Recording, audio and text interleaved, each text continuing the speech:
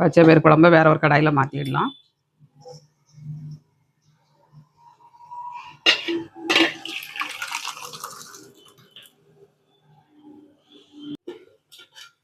சுட சுட சோறோட வச்சு சாப்பிட்டு பார்க்கலாம்.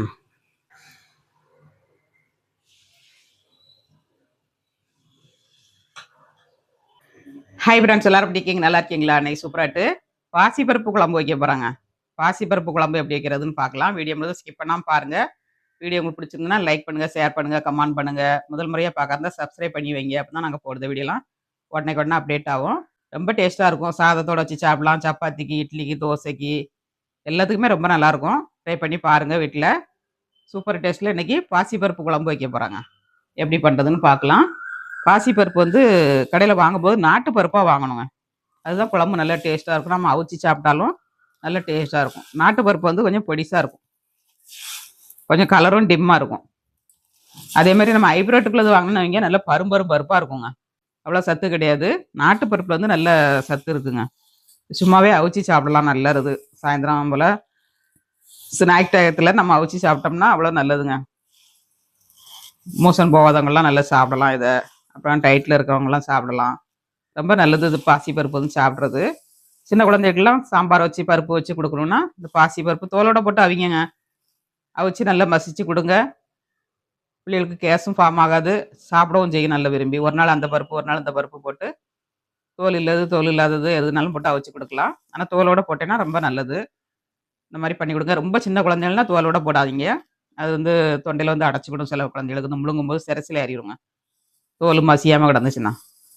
கொஞ்சம் பெரிய பிள்ளை ஆகிட்டுனா இந்த மாதிரி மசிச்சு கொடுங்க, ரொம்ப நல்லது. இப்போ 250 கிராம் பருப்பு எடுத்துருக்கேன், பாசி பருப்பு. இதை வறுத்து நம்ம ஒரு 5 விசில் விட்டு வேக வச்சு எடுத்துக்கலாங்க. இப்போ வறுத்துக்கலாம். அடுப்பை ஆன் பண்ணிடலாங்க. ஆன் பண்ணிவிட்டு ஒரு கடாய் அடுப்பில் வச்சுக்கோங்க. வச்சுட்டு அடுப்பை மீடியமாக வச்சு வறுக்கணுங்க. ஃபுல்லாக வச்சு வறுக்கக்கூடாது. மீடியமாக வச்சு வறுத்திங்கன்னா உங்களுக்கு வந்து அடி பிடிக்காது. அதுமாதிரி உள்ளுக்குள்ளே வந்து நல்லா வேகவும் செய்யுங்க, நல்லா வறுபட்டுரும். ஃபுல் ஃபில்லின்னு வச்சேன்னா மேலே தோல் சிவந்துடும், உங்களுக்கு பருப்பு வந்து வேகாதுங்க. அதனால் மீடியமாக வச்சு வறுத்துக்கோங்க. இது நல்லா கலர் சேஞ்ச் ஆகாத வரையும் வறுத்துக்கணுங்க. நல்லா கலர் சேஞ்ச் ஆகாத வரையும் வறுத்துக்கணும்.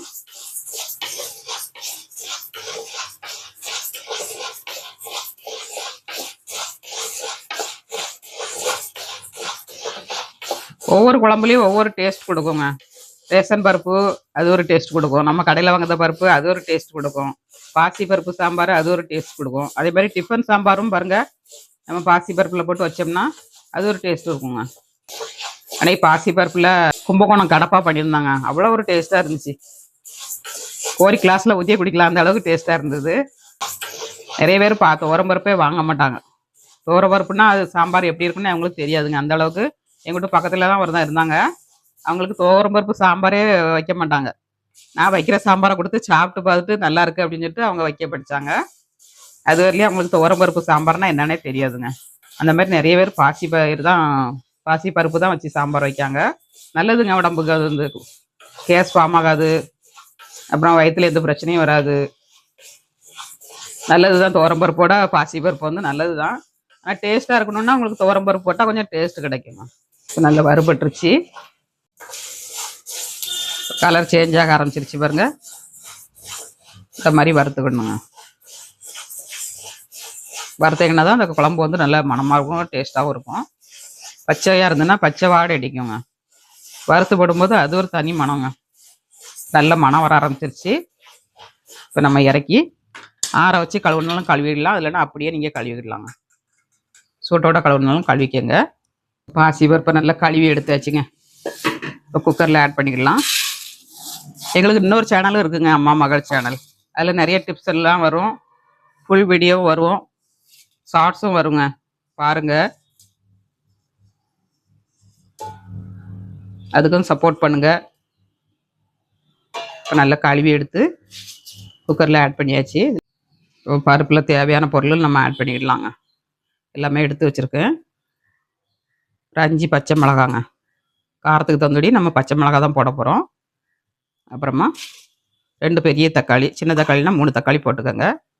நாட்டு பூண்டுங்க, ஒரு 10 பல்லு பூண்டு அடிச்சு, அப்புறம் ஒரு கைப்பிடி அளவு சின்ன வெங்காயம், கொஞ்சமாக கருவேப்பிலை தழை போட்டுக்கோங்க, அப்புறம் மஞ்சள்தூள், பெருங்காயத்தூளுங்க. ஒரு டம்ளர் பருப்புக்கு 4 டம்ளர் தண்ணி வைக்கணுங்க. அந்த ரெசிபியில் வச்சுக்கோங்க. ஒரு குக்கரை மூடி வச்சுக்கிடலாம். 5 விசில் விட்டிங்கன்னா கரெக்டாக இருக்குங்க. அடுப்பை ஆன் பண்ணிவிட்டு குக்கர் அடுப்பில் வச்சுக்கலாம். மீடியமாக வைக்கணுங்க. மீடியமாக வச்சு ஒரு 5 விசில் விடணும். அப்போ தான் நல்லா வேகும். தோலோடு இருக்கனால கொஞ்சம் வறுத்துருக்கனால வேகிறதுக்கு லேட் ஆகும். இது வறுக்காத பருப்புனா ஒரு 3 விசில் வச்சாலே போதுங்க. இது வறுத்ததுனால கூட 2 விசில் வைக்கிறோம் நம்ம. இப்போ வேகட்டும், நம்ம ஓப்பன் பண்ணிடலாம். பாசிப்பருப்பு குழம்புக்கு சீக்ரெட்டாக ஒரு மசாலா அரைச்சி போட போகிறாங்க. இந்த மசாலா அரைச்சி போட்டிங்கன்னா அந்த குழம்பு வந்து ரொம்ப டேஸ்ட்டாக இருக்கும். அதை அரைச்சி எப்படி பண்ணுறதுன்னு பார்க்கலாம். சீக்ரெட் மசாலா வந்து நம்ம அரைச்சி எடுத்துக்கலாம். 3 வரமிளகாய், அப்புறம் 2 ஸ்பூன் தனியாங்க, தனியாகவே தான் 2 ஸ்பூன் எடுத்துக்கோங்க. ஜீரகம் 1 ஸ்பூனுங்க. இதை வந்து நம்ம பவுட்ரு பண்ணி குறைன்னு பவுட்ரு பண்ணி போட்டோம்னா அவ்வளோ ஒரு ருசியாக இருக்குங்க அந்த பருப்பு குழம்பு வந்து. நம்ம இதை குறைப்பாக அரைச்சி எடுத்துக்கலாம்.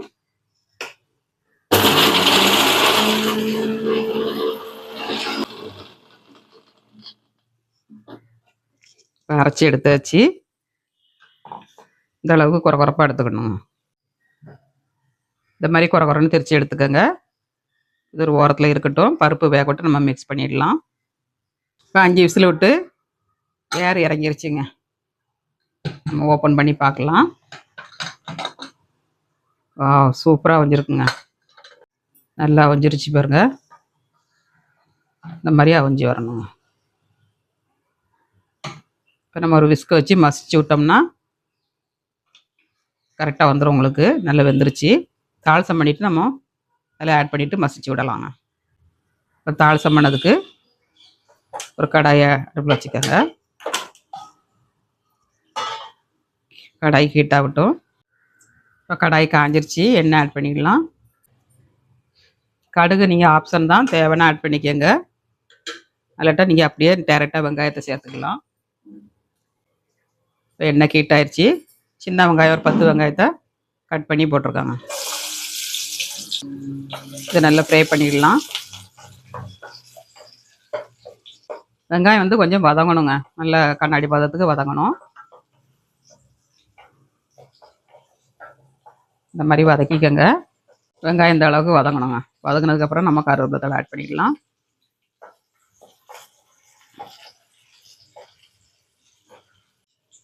ஒரு 4 காஞ்ச மிளகாவும் போட்டுக்கலாம்.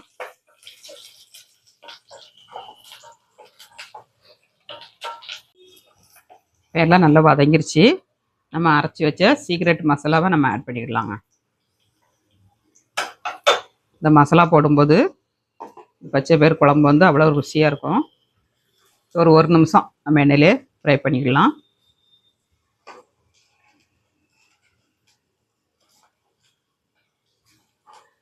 ஒரு நிமிஷம் நல்லா ஃப்ரை ஆயிடுச்சு. அடுப்பை ஆஃப் பண்ணிவிட்டு நம்ம பருப்போடு ஆட் பண்ணிடலாம். 1 டம்ளர் பருப்புக்கு 4 டம்ளர் தண்ணி வச்சோம். கரெக்டாக இருக்குது பாருங்கள் நமக்கு. இப்போ நம்ம மசாலாவை இதில் ஆட் பண்ணிடலாம். நல்லா மசிச்சு விட்டுட்டு நம்ம கடாயை கொஞ்சம் தண்ணி விட்டு அலசி ஊற்றிக்கிடணும். இந்த மாதிரி ஒரு உருளைக்கிழங்கு மேஷர் இருந்ததுன்னா அதை வச்சு இப்படி மசிச்சுக்கோங்க.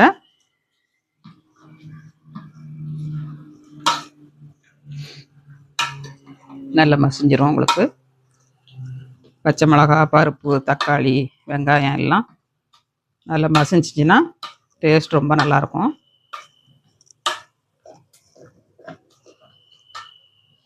இல்லாட்டா கீரை மத்து இருந்ததுன்னா கீரை மத்து வச்சு கடைஞ்சிக்கோங்க. பாசிப்பருப்பு, கொண்டக்கடலை, பட்டாணி, துவரம் பருப்பு இதெல்லாம் வேகும்போது நம்ம உப்பு போடக்கூடாதுங்க. உப்பு போட்டிங்கன்னா உங்களுக்கு சீக்கிரம் அவியாது.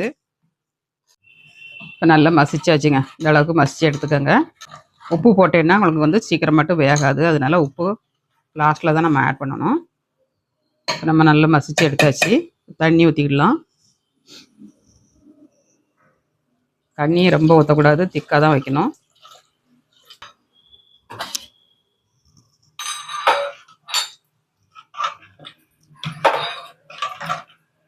உப்பு மஞ்சள் பொடியும் போட்டுக்கலாம்.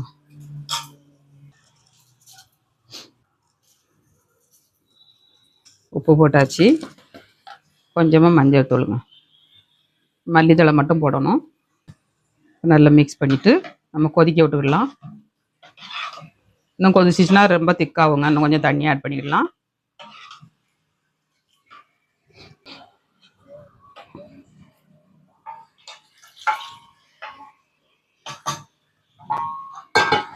அவ்வளோதாங்க, கொதிக்க விட்டாச்சுன்னா பாசி பருப்பு குழம்பு ரெடி.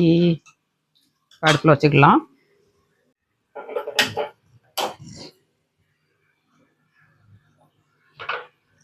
இது கொதிக்கட்டும்.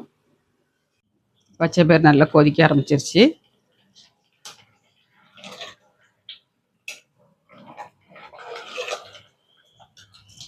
மல்லித்தழை போட்டுக்கலாம்.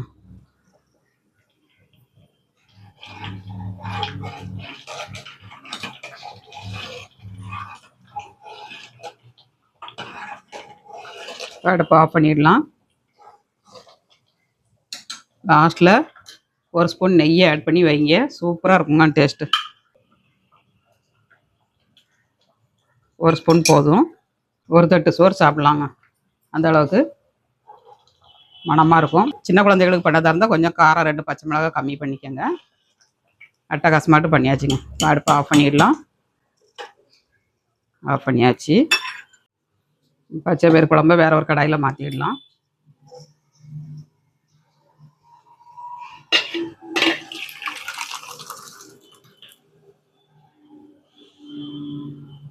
எம்மி எம்மி சாம்பார் ரெடி. அப்படியே சாதத்தோடு வச்சு சாப்பிட்டோம்னா அவ்வளோ ஒரு டேஸ்ட்டாக இருக்குங்க. சாப்பிட்டு பார்க்கலாம். சுட சுட சோறோட வச்சு சாப்பிட்டு பார்க்கலாம்.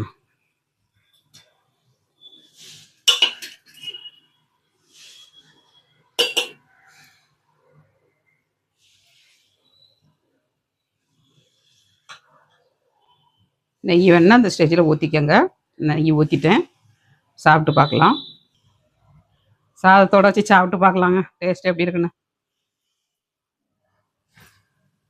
சோறு சூடாக இருக்குது, குழம்பு சூடாக இருக்குது. சுட சுட சாப்பிட்டோம்னா ஒரு சுட்ட அப்பளம் இருந்தால் போதுங்க, அவ்வளோ ஒரு ருசியாக இருக்கும்.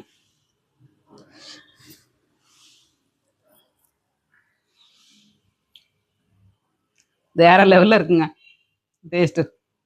நீங்களும் உங்கள் வீட்டில் ட்ரை பண்ணுங்கள். ட்ரை பண்ணிட்டு எப்படி வந்துச்சிங்க அதை கமெண்ட்ஸ் பண்ணுங்கள், லைக் பண்ணுங்கள், சப்போர்ட் பண்ணுங்கள். மீண்டும் நெக்ஸ்ட் வீடியோவில் சந்திப்போம். பாய்.